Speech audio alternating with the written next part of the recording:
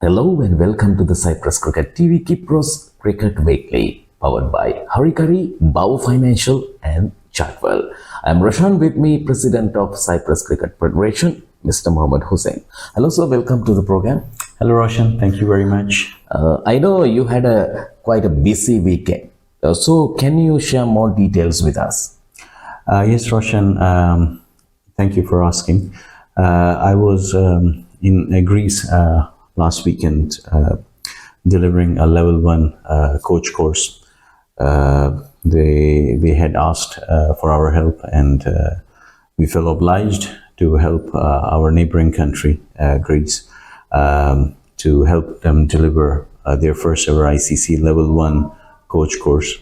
There were 14 participants who attended the course. It was a one-day course and went pretty well. Apart from that, I had a very constructive meeting with Hellenic Cricket Federation, and we agreed between ourselves that we should cooperate more on various other matters as well.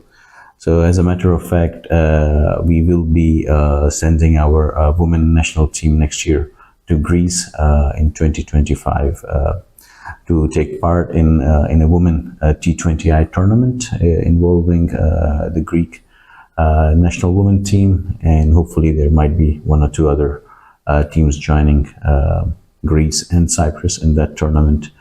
Overall, a very good weekend, and hopefully things will develop in future. So yeah. Yeah, so that was a great news for our female cricketers in Cyprus. Yes. Now it's time to talk about youth cricket. Any kind of thing happened past week in youth cricket?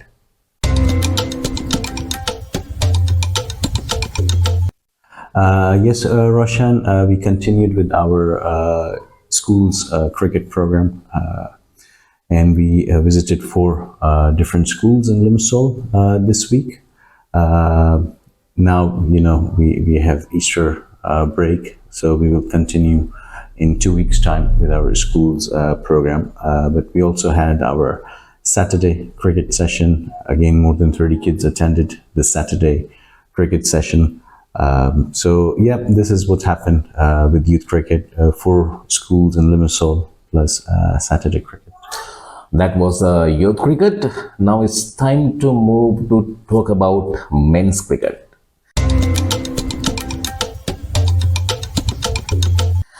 We had 2 40-over games and 5 T20 games. I will quickly summarize these games. First, 40-over games. Kypros Tigers versus Telugu 11. Kypros Tigers batted first. They only managed to score 171 all out, 27.2 overs. In reply, Telugu 11 managed to achieve their target within 27.1 overs. Telugu 11 won by 3 wickets. A second 40-over game, Mufflons versus Everest. Mufflons batted first. They scored 271 all out in 39 overs. In reply, Everest only managed to score 118 all out, 21.2 overs. Then that game, Mufflons won by 153 runs. Let's move to 20-over tournament. First game was happened Kypros Tigers versus Napa Kings. Kypros Tigers batted first. They only managed to score 102 all out, 15.3 overs. In reply, Napa Kings they managed to achieve their target, 9.4 overs.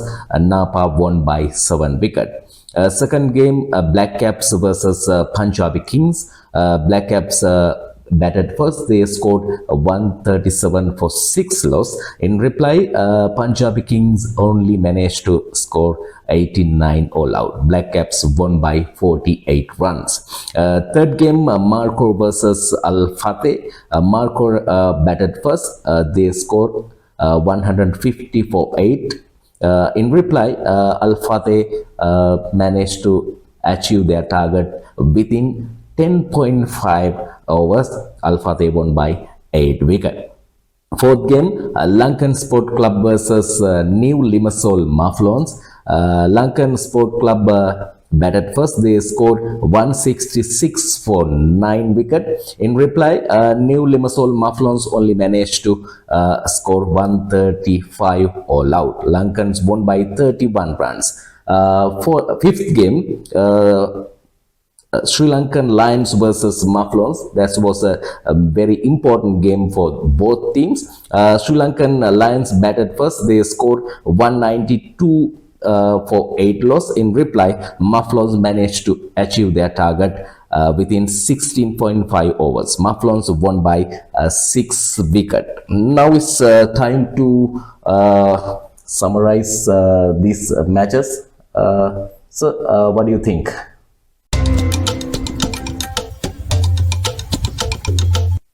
Quite a lot happened this week when it comes to T20 cricket and also 40-over cricket. Some good performances as well. Let's start with 40-over cricket. I think Telugu 11 should be thankful to Raja, who scored a brilliant century. One-man game. Yeah, and he single-handedly won them the game. They were missing quite a few of their regular players, so well done to Raja. I think Sri Narayan has got 3 wickets for Telugu. But from the opposition, Malik Noman scored 65 runs, got 3 wickets, which is very good news as well because he's also a national team prospect. So good to see him performing well. Muflons won quite easily against Everest. They scored 271, and then good to see Roman scoring a 50. Again, a national team player scoring runs. Good to see that. Qasim scored 41. Sharma scored 35. And I think it's Bimal who got 3 wickets for Everest. Zishan had a very good day as well. Got 3 wickets for 21 and then scored 27 runs as well. So well done to Zishan. I think he was the man of the match in that game. Quickly moving on to T20, the first game was between Napa Kings and Kypros Tigers, one-sided game, and the highlight was Kamaljit's 50 in that game. In the other game at Happy Valley, Black Caps had an easy win against Punjabi Kings. And it was Alavdeep scoring 48, another national team player performing well. Pawandeep scoring 37. Brar was the man of the match in that game, got 3 wickets for only 28 runs. And Akram performed well for Punjabi Kings, got 2 wickets for 27 and then scored 26 runs. But in the end, it was an easy win for Black Caps. The spicy game was really between Markhor and Al Fateh. Markhor batted first, and thanks to Shah Khalid's 47, they scored 160 runs, if I'm not mistaken, and then or 150. And then Tasawwur got 2 wickets for 21, but it was a very easy chase in the end for Al Fateh. Waqas Akhtar scoring 51, and then Abu Bakr Siddiq scoring 49. Lankan Sports Club winning 5 out of 5 games in the group. So last week they won against Limassol Muflons. Suresh is scoring 41 runs for them, and Roshan yourself getting 4 wickets. You're topping the bowling chart at this time. Sufyan got 3 wickets for Limassol Muflons, but again it was a one-sided game, an easy win for Lankan Sports Club. The big game was really between Sri Lankan Lions, Limassol and Muflons. And Sri Lankans got a very good start. Nalin scored 50. Good to see him scoring runs as well. Another national team player doing well. I'm not going to tell people about his 3 drop catches. And Tanvir and Ali got 3 wickets each for Muflons. Good to see Shoaib getting some runs, 45 not out. But really the star performer for Muflons was Lakhvinder Singh, 70 runs, good batting with an injured wrist as well. So well done to Muflons, winning 2 games over the weekend, 140-over game and T20 game.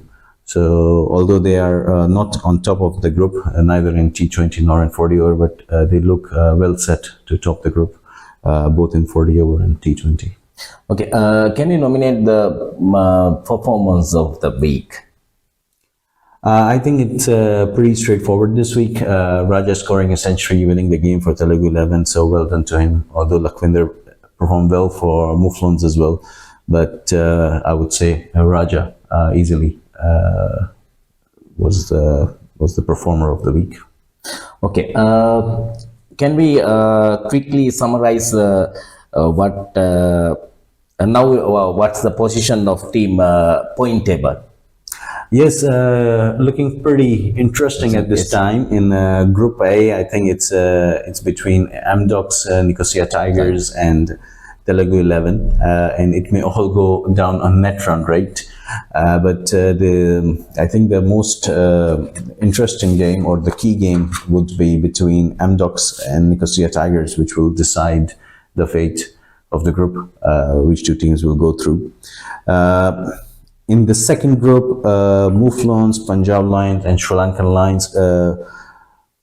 Between the three of them, only two will go through, it looks like. And if Muflons lose their next game to Punjab Lions in 2 weeks' time, and then win against Sri Lankan CC, and Punjab Lion then win against Kypros Tigers, then Sri Lankan Lions will not qualify.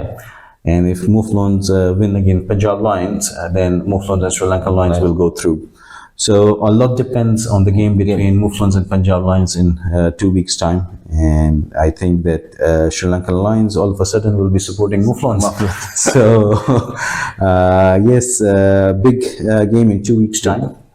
In the third group, Lankan Sports Club are already through. So well done to them. But between Black Caps, Punjabi Kings, and Limassol Qalandars, any one of them can go through. And I think the game between Black Caps and Limassol Qalandars is the key, really. If Limassol Qalandars win by big margin, they might go through. So yeah, and if Punjabi Kings win big against Secretary in their last game, they might go through as well. So really interesting situation in that group as well. So let's see what happens in the next few days. Group 4 is wide open. Anyone can go through except Nicosia Fighters in that group. Al Fateh is right on top at the moment with Royal and Markhor, same points, all three of them. And Knight Riders and Zalmi are also in contention at this time. Although Knight Riders, they don't have a very good net run rate at the moment, so that may not help them. But between Al Fateh, Royal, Markhor, Knight Riders, and Zalmi, anyone can go through at this time. The two key games would be Al Fateh versus Royal, and whoever wins that game will go through. And the game between Markhor and Zalmi will decide as well if Markhor is going through or not. So two big games in that group yet to come, and that will decide the fate of the group. Okay, for past week, did you notice any talking point? Well, things went pretty smoothly last week. We had umpires in all the games. The games got started on time, finished on time, and I mean, thank you for the teams for their cooperation. The only minor thing that happened, one team got penalized because their batsman didn't cross on the field. So teams should take notice of this. But otherwise, things went pretty smoothly last week. Okay, now it's time to preview next week. Quite a busy week ahead. Yes, pretty busy week ahead. T20 action continues. Lots of game happening next week. Plus 40 over cricket continues as well. And then we have the National T20 Championship starting next week as well. So pretty busy week when it comes to men's cricket. And then we have the Easter training camp arranged for men, women, and juniors as well. So lots of action happening next week, and I'm pretty sure things will go well next week, and we will have a very busy Easter next week. Apart from that, ICC will be releasing the fixtures for World T20 qualifiers next week as well. So let's see. It will keep people interested to find out what's happening in August. The fixtures will be released. I'm pretty sure the national team players would like to know who they will be playing on what day. So let's see. Okay, that's for today. Now it's time to conclude our program. Before that, I would love to thank our main sponsors, Harikari, Babu Financial and Chartwell, and also President of Cyprus Cricket Federation, Mr. Mohammad Hussain. Thank you very much, sir. Thank you, Roshan. And also our director, Kamal. Thank you very much. So, we will back in week time. Till then, be safe, enjoy, play cricket, and happy Easter. Happy Easter to everyone.